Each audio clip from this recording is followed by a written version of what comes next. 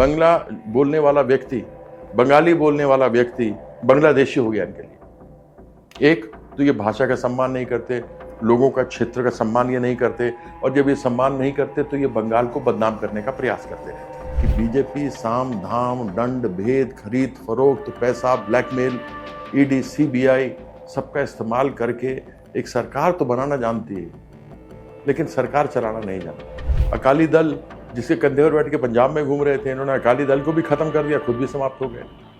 बिहार आ जाइए, नीतीश कुमार है, इनको पसंद नहीं है, लेकिन नीतीश कुमार के कंधे पर चढ़कर ये बैठ तो गए, लेकिन इनके पास खुद सामर्थ्य नहीं है सरकार बनाने का। जैसे इलेक्शन कमीशन है, इन सबों के ऊपर बीजेपी का वर्चस्व है, इन्होंने इन सबों के ऊपर दबाव बनाया हुआ है, सबों को खरीद लिया है। हमने इलेक्शन कमीशन के पास जाकर एक के बाद एक उनको हमने आवेदन दिए हैं, इसलिए वो सतर्क है। वो जानता है कि पश्चिम बंगाल में उसकी दाल गलत तरीके से चलाने की घोलने की कोशिश करेगा तो नहीं घोलेगी। कितना पैसा बकाया अभी?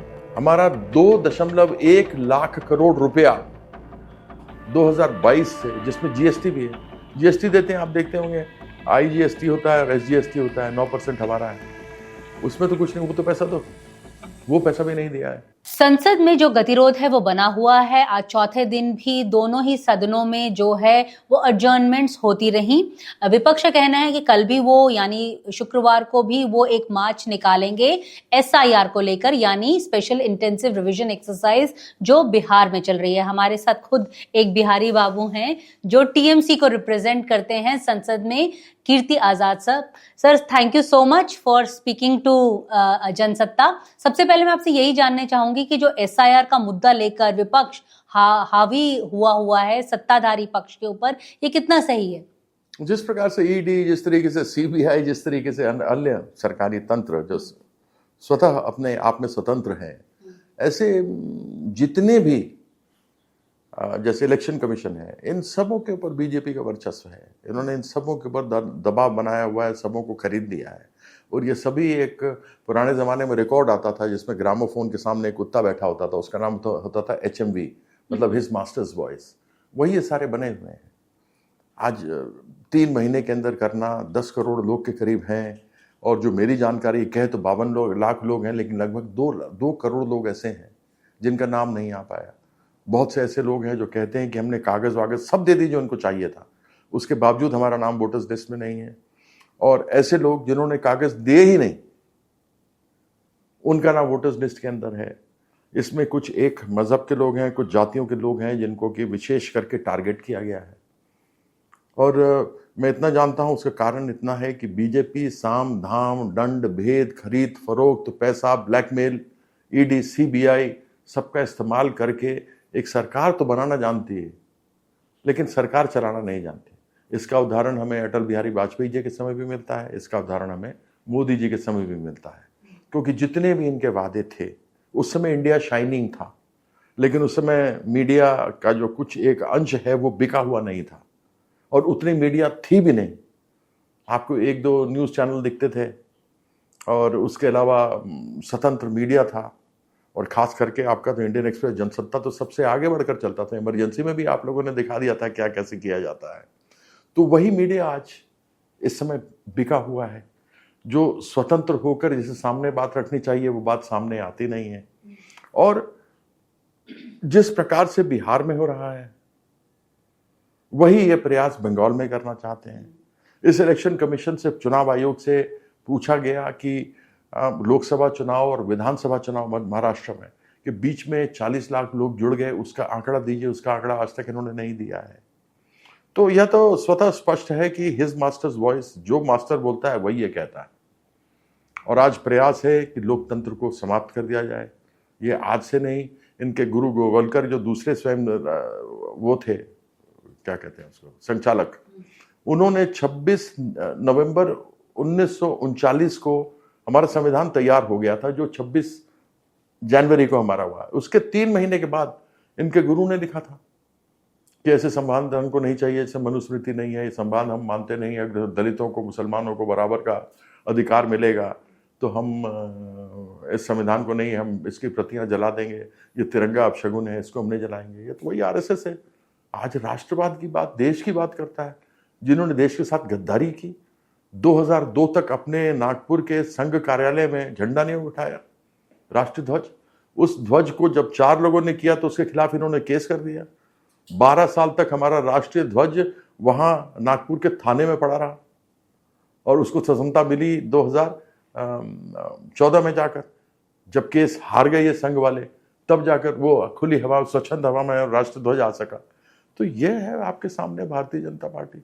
इनसे क्या अपेक्षा आप रखते हैं? सर, वहाँ के जो उप मुख्यमंत्री रह चुके हैं तेजस्वी यादव, उनका कहना है कि पहले जो वोटर था वो सरकारें चुनती थी, लेकिन अब सरकारें जो हैं वो वोटर चुन रहे हैं। केंद्र सरकार की तरफ उनका इशारा है। अभी विपक्षी पार्टी जो हैं वो चुनाव आयोग से भी मिलने गए थे, उसे जिस तरह से वहां पर उनसे व्यवहार किया गया उसके ऊपर भी सवाल उठाए जा रहे हैं। तो देखिए, मैं उनका कोई स्पोक्स पर्सन नहीं है, वो चाहे जो कहें सो कहें, लेकिन हम इतना जानते हैं कि जैसा मैंने पहले आपसे कहा कि मोदी बाय हुक और बाय क्रुक, साम धाम दंड भेद के साथ सरकार चलाना जानते हैं, सरकार बनाना जानते हैं, लेकिन चलाना नहीं जानते। यह इनका शुरू से रहा है। मन में विद्वेष है। नीतीश कुमार से भी इनका विद्वेष है। आप ये समझते हो कि नीतीश कुमार से बहुत प्रेम है इनको? नहीं। आप बीजेपी का जिन जिन लोगों के कंधे पर चढ़कर इन्होंने वैतरणी को पार किया है, शिवसेना के कंधे पर चढ़ करके ये महाराष्ट्र में आगे बढ़े। वही शरद पवार जी के एनसीपी के साथ अटल जी के समय में उनके अच्छे रिश्ते थे, उनके कंधे पर चढ़ करके ये आगे बढ़े। उन दोनों को तोड़ मरोड़ के खत्म कर दिया। शिवसेना के 2 भाग कर दिए, एनसीपी के 2 भाग कर दिए। जम्मू कश्मीर में आ जाइए, ये जो जेनोसाइड बोलते हैं हुए, 89 से 91 में ही कश्मीरी पंडितों का निकलना शुरू हुआ वहां से, जब सरकार वीपी सिंह की आई मंडल कमीशन के बाद। तो बीजेपी सरकार में ही थी और उस समय से पिट रहे थे लोग, बाहर आ रहे थे कश्मीरी पंडित। एक किसी ने कश्मीर फाइल्स बना दी, उसके अंदर सारा कुछ झूठ तंत्र बना दिया उन्होंने। लोग भी, प्रेस वाले भी, मुझे समझ में नहीं आता, आज गोदी मीडिया ऐसे लोग हैं। पहले तो जमाने में क्या प्रेस के होते थे कि किसी पॉलिटिशियन के पास जवाब नहीं होता था। आज तो पॉलिटिशियन ऐसे प्रेस को आंख दिखाता है टीवी पर, बीजेपी वाला, सब चुप हो जाते हैं। तो आप यह देखेंगे कि वह उस समय कश्मीर का मामला था। 91 में फिर सरकार बनी, फिर कांग्रेस की सरकार आई। तो आप यह मुख्य रूप से देखेंगे कि जो भारतीय जनता पार्टी है वह जो जिस समय अटल बिहारी वाजपेयी जी के समय में थी, जिन लोगों ने समर्थन किया था कश्मीर में, मैं वापस आता हूं, ये बीच में थोड़ा सा पोर्शन निकाल दीजिएगा, वो जब कर रहे थे तो उसमें आता हूं। ये है, पहले ये इनके साथ फारूक अब्दुल्ला थे। फारूक अब्दुल्ला के कंधे पर चढ़कर जम्मू कश्मीर में घुसे और पीडीपी महबूबा मुफ्ती को गाली देते थे कि ये पाकिस्तान की है और जब हम आएंगे तो इसको जेल डलवाएंगे। ये पीडीपी के साथ इन्होंने सरकार बना दी। अकाली दल जिसके कंधे पर बैठ के पंजाब में घूम रहे थे, इन्होंने अकाली दल को भी खत्म कर दिया, खुद भी समाप्त हो गए। बिहार आ जाइए, नीतीश कुमार है, इनको पसंद नहीं है, लेकिन नीतीश कुमार के कंधे पर चढ़कर ये बैठ तो गए, लेकिन इनके पास खुद सामर्थ्य नहीं है सरकार बनाने का। आप उड़ीसा में बेचारे वो शरीफ आदमी नवीन पटनायक इनके साथ था, इनको बाहर से समर्थन करता रहता था। उस व्यक्ति को इन्होंने अंदर करके साफ कर दिया। जिस थाली में खाया उसमें छेद किया। इनके जितने लोग थे उनके पीठ में कंजरबों का। इनके 240 में से 105 एमपी गैर बीजेपी के हैं। हेमंत बिश्व शर्मा जिसको कहते थे हमारी सरकार आएगी तो हम जेल में डालेंगे, आज इनका मुख्यमंत्री है। जिस अजीत पवार के बारे में बोलते 70,000 करोड़ रुपए का जिसने घोटाला किया, इसको अंदर डालेंगे। 4 दिन के बाद वो डिप्टी सीएम है, जिस डिप्टी सीएम के ऊपर, जिसको बनाया इन्होंने, जिसके ऊपर 70,000 करोड़ के घोटाले का आरोप लगाया, आज उनका वह डिप्टी सीएम है। और कौन सा मंत्रालय है? वही सिंचाई जिसके ऊपर घोटाला था, और साथ में कौन सा? वित्त। अब आप सांप को ही कुंडली लगा के बैठने के लिए दे दोगे ट्रेजरी के ऊपर, वित्त के ऊपर, तो फिर क्या होगा? एक केस में सुनाऊं आपको, कितने सुनाऊं? बिल्कुल, लेकिन हम एसआईआर की अगर बात करें सर, कुछ आप लोगों ने, बिकॉज आप टीएमसी को भी रिप्रेजेंट करते हैं, तो कुछ आप लोगों ने मैकेनिज्म बनाया है कि इसका जो रेप्लिकेशन है वेस्ट बंगाल में ना हो? हम एक बार नहीं 10वीं बार इलेक्शन कमीशन से मिल चुके हैं। जब माफ कीजिएगा, बिहार सरकार, बिहार के लिए भी चर्चाएं इलेक्शन की नहीं शुरू हुई थी, तब से हम 12 वहाँ पे बार जाके मिल चुके हैं। मैं उस डेलीगेशन का हिस्सा रहा हूँ। हमें अपनी तरफ से जो कागजात देने थे वो दे चुके हैं, और इसको लेकर के इलेक्शन कमीशन भी सतर्क है कि हमने काम अभी से शुरू कर दिया, 3 महीने पहले से, लगभग आप समझिए 1 साल से पहले से हमने ये काम शुरू कर दिया, जहां हमने इलेक्शन कमीशन के पास जाकर एक के बाद एक उनको हमने आवेदन दिए हैं। इसलिए वो सतर्क है, वो जानता है कि पश्चिम बंगाल में उसकी दाल गलत तरीके से चलाने की घोलने की कोशिश करेगा तो नहीं घुलेगी। सर, जो बीजेपी के एमपीज हैं उनका कहना है कि जो अगर हम बिहार की बात करें कि तेजस्वी और जो इंडिया अलायंस की जो पार्टीज हैं उन्होंने ऑलरेडी हार मान ली है, इसलिए वो एसआईआर की एक्सरसाइज के ऊपर सवाल उठा रहे हैं। आप मुझे एक चीज बताइए, बीजेपी ने सच बोला है कभी? जब प्रधानमंत्री 56 इंच का गुब्बारा हो, हवा भरा हुआ हो, लेकिन सच में ठोस छाती ना हो, जो 2 करोड़ नौकरी हर साल देने की बात करता हो, जो 15-15 लाख हर बैंक अकाउंट में पहुंचाने की बात करता हो, जो जोर से आकर के बोलता हो कि आपके काला धन जो विदेशों में रखा है मैं लेता चला आऊंगा, वो काले धन के 1 रुपया नहीं आता और वो 10 गुना बढ़ जाता है। वह व्यक्ति जो कहता है कि मैं 100 स्मार्ट सिटी बनाऊंगा और 14 सिटी आधी बनने के बाद में, इतना पैसा बर्बाद हो जाने के बाद में, 14,000 करोड़ रुपया बर्बाद हो जाने के बाद में वो स्मार्ट सिटी की योजना ही बंद कर देता है। वह प्रधानमंत्री जो कहता है कि अमृतकाल जो 75 वर्ष पूरे होंगे तो हर नागरिक के घर होगा, घर पर छत होगा, छत में नल होगा, नल में जल होगा, गैस होगा, वह योजना 2047 तक चली जाती है। क्यों? बुलेट ट्रेन की योजना 47 चली जाती है। वो 2 करोड़ नौकरियों का क्या होता है पता नहीं लगता है, कोई नहीं पूछता। ये चंद मीडिया वाले हैं जो जानते हैं कि किस प्रकार से किसकी बांसुरी बजानी है, उसकी बांसुरी बजाते फिरते हैं। और यह गोपियों की तरह ये मीडिया 16,108 जो कृष्ण के आसपास गोपियां नाच सकती थी, उस गोपियों की तरह नाचते फिरते हैं मोदी और बीजेपी के आसपास। इनको मैं क्या कह सकता हूँ, ये गण जो है। सर, ये जो फंड्स की अगर हम बात करें तो वेस्ट बंगाल और सेंटर के बीच में भी काफी खींचातानी जो है वो चल रही है। हाँ, जो आपने एक लोकसभा में सवाल भी उठाए, उसका थोड़ा सा बताएंगे कि कहाँ कितने फंड्स बचे हुए हैं? मैंने पूछा मनरेगा का क्या हुआ इस साल, कितना दिया उन्होंने, तो उन्होंने जवाब दिया है कि वो हम इसके लिए देते हैं, पश्चिम बंगाल में ये हो गया तो हमने चिट्ठी लिखकर भेजी और ये हुआ वो। जितने भी चिट्ठियों जिन्होंने प्रश्न पूछे, हमने उसका संतोषजनक जवाब दिया जो उन्होंने कहा। उसके बाद 2022 के बाद हमारे पास कुछ चिट्ठियां नहीं आई। कितना पैसा बकाया अभी? हमारा 2.1 लाख करोड़ रुपया 2022 से, जिसमें जीएसटी भी है। जीएसटी देते हैं, आप देखते होंगे, आईजीएसटी होता है और एसजीएसटी होता है, 9% हमारा है, उसमें तो कुछ नहीं। वो तो पैसा दो, वो पैसा भी नहीं दिया है। मनरेगा का पैसा नहीं दिया, आवास का पैसा नहीं दिया। आपको मालूम होना चाहिए कि यूनाइटेड नेशंस ने, हमारी योजना है ममता बंदोपाध्याय की कन्याश्री योजना, कि जैसी लड़की 18 साल की होती है, हमारे पास रिकॉर्ड में है, उसको 25,000 रुपया उसके बैंक अकाउंट में चला जाता है और स्कूल से निकली वो पैसा उसके लिए आगे उसके काम में आता है। इस योजना को यूनाइटेड नेशंस ने सबसे बढ़िया प्रोग्राम देकर उसको गोल्ड मेडल का अवार्ड दिया है। इसकी अप्रिसिएशन कहीं नहीं होती, लेकिन बदनाम करने के लिए मीडिया सबसे पहले आगे सामने खड़ी हो जाती है। तो पश्चिम बंगाल में भी जो हमें पैसा चाहिए था नहीं मिला। मैंने प्रश्न पूछा था मनरेगा का, जॉब कार्ड्स को भी लेकर, फेक जॉब कार्ड्स, उस मनरेगा का प्रश्न पूछा, उन्होंने कहा कुछ नहीं दिया। उन्होंने कहा कि ये फेक जॉब कार्ड, हमारे इनका रिकॉर्ड, मेरा रिकॉर्ड नहीं, केंद्र सरकार रिकॉर्ड है कि हमारे यहाँ फेक जॉब कार्ड्स 0.54%, यानी आधा %। यूपी में 51%, उड़ीसा, बिहार में 40% से ऊपर। ये तो इन्हीं की सरकार है। तो उसको फंड कैसे मिल रहा है और पश्चिम बंगाल को क्या नहीं मिल रहा? वो इसलिए कि मोदी जी अंदर से विद्वेष करते हैं, पॉलिटिकल वेंडेटा। हाँ, एक आदमी उस विषय को पढ़ाओ जिस विषय को पढ़ाया ही नहीं गया हो, इंटायर पॉलिटिकल साइंस को, ऐसा विषय जिन्होंने पढ़ा हो, ऐसे ज्ञानी व्यक्ति जो बालाकोट में अटैक होता है उसके पहले प्रेस में जाकर कहते हैं मुझे लगा कि बादल है। देखिए कितने ऐसे, अगर समझदार व्यक्ति देश के प्रधानमंत्री हो तो बंटाधार तो होगा ही ना, कि बादल है, बारिश हो रही है, मुझे लगा कि रेडार काम नहीं करेगा तो हमारे हवाई जहाज भेज दो। अब बताइए, ऐसा ज्ञानी मिल सकता है इंटायर पॉलिटिकल साइंस वाला कहीं पर देश में? लेकिन जो केंद्र सरकार है उसका ये भी कहना है कि जहां तक पश्चिम बंगाल का सवाल है, वहां पे कानून व्यवस्था को लेकर बार बार सवाल उठाते हैं। वो लोग कहते हैं कि जो कानून व्यवस्था है वो बहुत खराब है वहां की। ऐसा है ना, कानून व्यवस्था के जो सरकारी आंकड़े वही उठा लीजिए। यूपी नंबर 1 पे है, बिहार बड़ा क्लोज नंबर 2 पे है, इन्हीं की सरकार है, हमारी सरकार तो नहीं है। और बांग्लादेश के लोगों का नाम ये बंगालियों को बांग्लादेश बोलकर पूरे देश के अंदर प्रताड़ित कर रहे हैं। जहां के जो भी कोई बंगाली बोलता है उसको बांग्लादेशी बोल दे रहे हैं। तो मतलब बंगला बोलने वाला व्यक्ति, बंगाली बोलने वाला व्यक्ति बांग्लादेशी हो गया इनके लिए।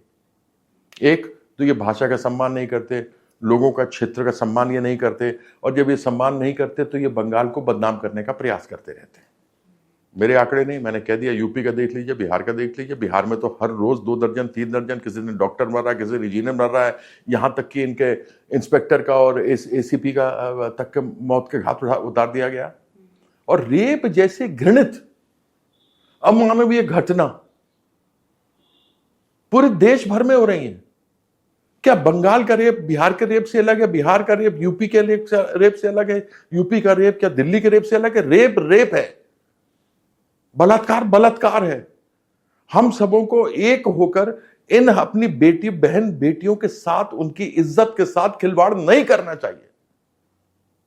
हमारी पश्चिम बंगाल की सरकार ने लिख करके भेजा, आपको आरजी कार में याद होगा, हमने कानून बनाया कि 3 दिन के अंदर इसका वो हो, जांच हो और व्यक्ति को जो दोषी हो उसको फांसी पर चढ़ाया जाए। इन्होंने 5 दिन तक हम 5 दिनों के अंदर कलकत्ता पुलिस ने रिपोर्ट बनाकर देखा। मैं आपको उदाहरण दे रहा हूं, उस 5 दिनों के अंदर हमने बना के दिया, रिपोर्ट दिया, आदमी को हमने अरेस्ट कर लिया, सीबीआई को भेज दिया। 62 दिनों तक कहानी चलती रही। जिस प्रकार से कराची और लाहौर सिंदूर में पहुंच गए थे, अटैक हो गया था और ले लिया था, और अफगानिस्तान लूट लिया था इन्होंने, और बलोचिस्तान इनका हो गया था और पीओके हो गया था, आपको मालूम होगा ऑपरेशन सिंदूर में। उसी प्रकार से इन्होंने कुल्हा भी तोड़ दिया था, पीठ भी तोड़ दी थी। 100 निजी अंग के अंदर 150 ml इन्होंने वीर को भी कह दिया था हो गया है।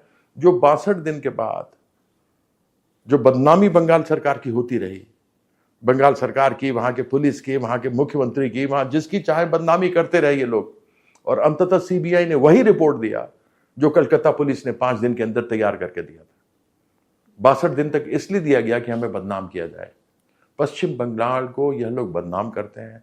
मोदी जी को मालूम है, ये आए, इन्होंने बदनाम करने का प्रयास किया, दीदी ओ दीदी करके गए। लोगों के जो संस्कार और संस्कृति, ये ध्यान रखिएगा, पश्चिम बंगाल में मैं देश भर में खेला हूं, लेकिन वहां के लोग जितना समझते हैं, संस्कार और संस्कृति को जानते हैं, एक दूसरे को सम्मान करते हैं, चाहे हिंदू हो या मुसलमान, एक दूसरे को करते हैं। सड़क के इस पार हिंदू या मुसलमान उस पार रहता हो, ये लोग आपस में मिलकर अपने तीज त्योहार में हाथ बटाते हैं एक दूसरे के, और आगे चल करके काम करते हैं। यह चीज पसंद नहीं आती बीजेपी को। आपने पश्चिम बंगाल की बात की, तो हम पश्चिम बंगाल के पूर्व गवर्नर की भी बात कर लेते हैं जो उपराष्ट्रपति थे। नहीं, उनके बारे में बात नहीं करेंगे। क्यों नहीं, उनके बारे में बात नहीं करेंगे, हमारे पास अच्छे विषय हैं बात लेकिन जिस तरह से उन्होंने रिजाइन कर दिया, तो आप लोग क्या कह रहे हैं कि क्या वजह होगी? क्योंकि आज 5 MPs जो हैं उन्होंने अपनी फेयरवेल स्पीच दी राज्यसभा में, लेकिन ऐसा हो रहा है कि उपराष्ट्रपति को ये स्पीच देने का मौका नहीं मिला। शायद उपराष्ट्रपति गए ना हो, बड़े बेआबरू हो तेरे कूचे से निकले हम। मैं तो ये जानता हूं कि जो भी व्यक्ति इनके साथ का हो या इनके समर्थन का हो, जो इनको आईना दिखाता है उसको ये दरवाजा दिखा देते हैं। तो क्या जो शुरुआत कीर्ति आजाद से हुई, उससे पहले बलराज मधोक से हुई, जिसको निकाला गया और सच्चाई दिखाई। मैंने आईना दिखाया जेटली का, मेरा तो नहीं कागज था, 400 करोड़ का घोटाला के कागज मिनिस्ट्री ऑफ कॉर्पोरेट अफेयर्स के थे। और उसके बाद एक जो स्पेशल ऑडिट हुआ, फॉरेंसिक ऑडिट, उसमें जस्टिस विक्रमजीत सेन जो एडमिनिस्ट्रेटर बिठाए थे DDCA में, उन्होंने भी दिया था। मैंने सच्चाई उजागर की तो बड़े बेआबरू हो तेरे कूचे से निकले हम, और वहां से हमें निकाला गया। उसके बाद सतपाल मलिक जी को देख लीजिए आप, उन्होंने सच्चाई बोलनी शुरू की। जो पुलवामा में हमारे 40 जवान शहीद हुए, उसके लिए कहा था कि हवाई जहाज भेजो, 23 चिट्ठियां लिखी थी, एक का जवाब नहीं दिया। और मुझे तो लगता है कि चुनाव के पहले ये लोग जानबूझ करके कराते हैं, अपना उल्लू सीधा करने के लिए, सरकार चलाने के लिए। जैसे मैंने आपसे कहा, साम धाम दंड भेद मरवा के, कटवा के, ब्लैकमेल करके, ED लगा के, CBI लगा के, और ऐसी हरकतें करके सरकार बनाने का बना लेते हैं। आखिरी सवाल सर, ये जो RJD का कहना है कि अगर ये जिस तरह से SIR की प्रक्रिया चल रही है तो बॉयकॉट भी कर सकते हैं, तो TMC का क्या कहना है? नहीं, बॉयकॉट कर सकते हैं, वो उनका अधिकार है। न लड़े चुनाव, किसने कहा उनको चुनाव लड़ने के लिए, न लड़े। और खास करके जिस प्रकार की परिस्थिति है उसको देखते हुए तो कोई भी आदमी कहेगा चुनाव लड़ने का फायदा ही क्या। जब आप चुनाव को इस तरीके से खरीद लेना चाहते हैं तो लड़ने का कोई फायदा नहीं। हम तो वैसे ही 12 बार मिल के आ चुके हैं। हमने तो वैसे ही सचेत इनको कर दिया, हर तरह से टाइट कर दिया है इनको। हाँ, इसी को 12 बार मिले, हर एक बार हमने इनको नया कोई ना कोई आवेदन दिया है। उसको लेकर यह भी सतर्क है कि हम इनका जीना मुश्किल कर देंगे। Thank you so much sir, Jansatta से बात करने के लिए। हमें उम्मीद करनी चाहिए कि कल जो संसद है उसमें, क्योंकि दोबारा से एसआईआर को लेकर प्रोटेस्ट होगा, लेकिन उम्मीद ये करनी चाहिए कि अगले हफ्ते से संसद जो है अपने काम करेगा और जो लोगों के मुद्दे हैं वो उठाएगा। शुक्रिया सर। Thank you.